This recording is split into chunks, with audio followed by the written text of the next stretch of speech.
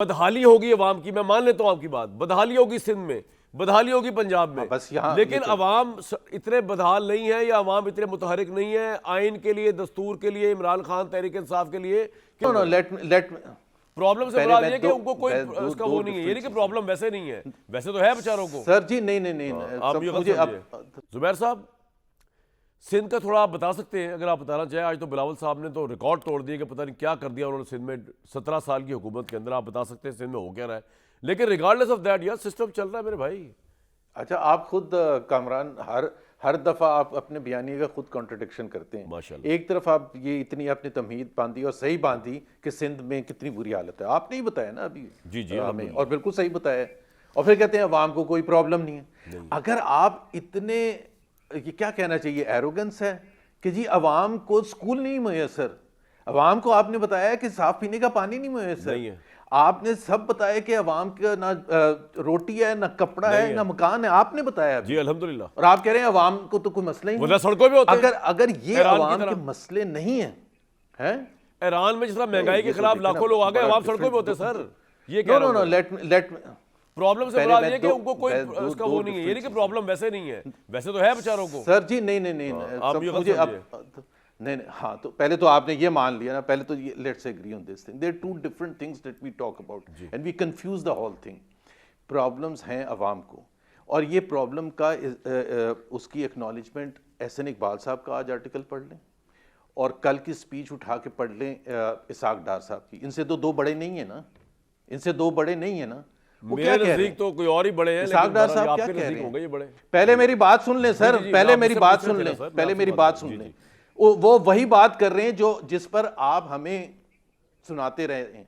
उन्होंने कहा कि गुर्बत भी बढ़ी है, और उन्होंने कहा बेरोजगारी भी बढ़ी है, उन्होंने कहा महंगाई भी बढ़ी है, उन्होंने कहा ग्रोथ भी नहीं हुई है, उन्होंने कहा एक्सपोर्ट भी नहीं हुई है, उन्होंने कहा इन्वेस्टमेंट भी नहीं हुई है। लेकिन ये वजह इसकी ये है, अब हम ये जो IMF का प्रोग्राम था, इसकी वजह से ये तमाम चीज़ों में हमारा प्रॉब्लम रहा। हालांकि बिल्कुल गलत बात कर रहे हैं, लेकिन जो भी वजह थी, the fact of the matter is वो ये एक्नॉलेज कर रहे हैं। सो एटलीस्ट हम और जो हुकूमती नुमाइंदे हैं एक पेज पर तो आ गए। पहले 6 महीने एक दूसरे को शाबाशें देते थे कि जी मीशत भाई आप माइंड कर रहे थे। मैं एक चीज़ पूछूं आपसे, आप में शॉर्ट टेम्पर नहीं होना प्लीज़ मेरे साथ। जी मैं वो आप हो जाते हैं, ऑफ कैमरा नहीं होते, ऑन कैमरा हो जाते हैं मेरे भाई। मेरा ये सवाल ही नहीं है, मैं ये ना मैं ऐसे इकबाल साहब की कोई बात कर रहा हूँ, मैं आपसे सिर्फ सर ये बात कर रहा हूँ कि बदहाली होगी अवाम की, मैं मान लेता हूँ आपकी बात, बदहाली होगी सिंध में, बदहाली होगी पंजाब में, बस यहाँ लेकिन अवाम इतने बदहाल नहीं है या अवाम इतने मुतहरिक नहीं है आइन के लिए, दस्तूर के लिए, इमरान खान तहरीक इंसाफ के लिए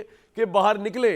वरना आपने अभी देखा है ईरान के अंदर आपकी नेबर कंट्री है जहां पे महंगाई की तबाही फिर गई, बदहाली होगी, वहां पे लाखों बंदा निकला हुआ है, ईरान की गवर्नमेंट को बख्ता डाल दिया उन्होंने।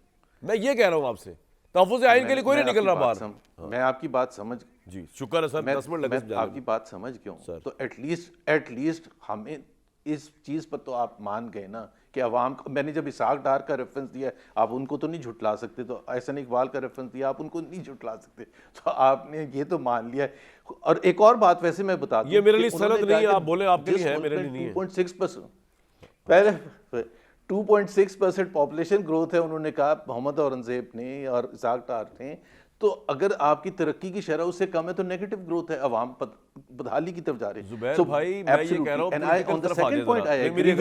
यार आप मुझे बिल्कुल कंप्लीट तो कर दें। मैं इकोनॉमी बात नहीं कर रहा जुबैर भाई, आपको इकोनॉमी बात नहीं कर रहा, आपको सेटिस्फैक्टरी आंसर, तहरीक तहफ़्फ़ुज़ आइन पे सेटिस्फैक्टरी आंसर मिलेगा ना। पहले चले बताएं। पहले यार मैं आ रहा हूं ना, आप मुझे बात ही नहीं करने जी, बोले, आपने स्टार्ट किया था, आपने बदहाली से स्टार्ट किया था, आपने किया था, मैंने नहीं किया था। तो आपका जहां चलता है दाव, तो आप कहते हैं कि अगर चलो ये चल जाएगा तो चल जाएगा। फिर जब आपकी बात को मैंने कॉन्ट्रडिक्ट किया, जहां तक आपका दूसरा पॉइंट है कि जी लोग बाहर नहीं आ रहे, I absolutely 100% agree with you and there is no doubt about that. मैं कैसे कह सकता हूं, मैं कहां से दिखा सकता हूं कि लोग बाहर निकले थे?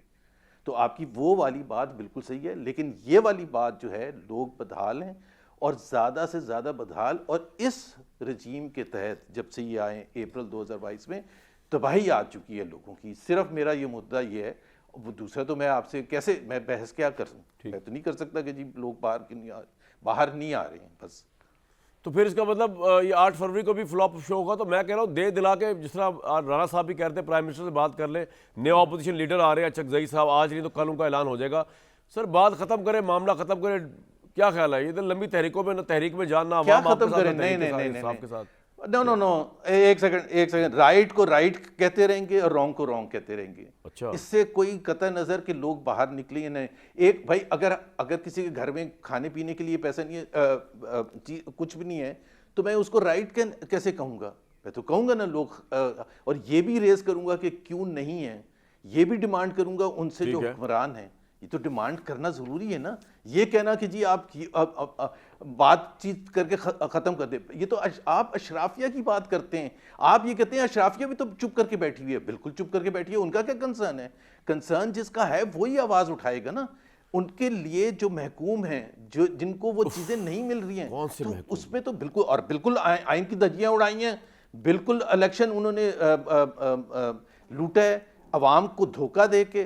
8 फरवरी 2024 बिल्कुल इंपॉर्टेंट डे है। अब बिल्कुल कोशिश करेंगे आवाज बुलंद करने की, ब्लैक डे मनाने की। अगर नहीं होगा, लोग नहीं निकलेंगे, साहब का पॉइंट आ गया, उससे इलेक्शन नहीं सही हो जाएगा। हाँ, नहीं, इलेक्शन तो कुछ भी सही नहीं होगा उससे, आप सही फरमा रहे हैं।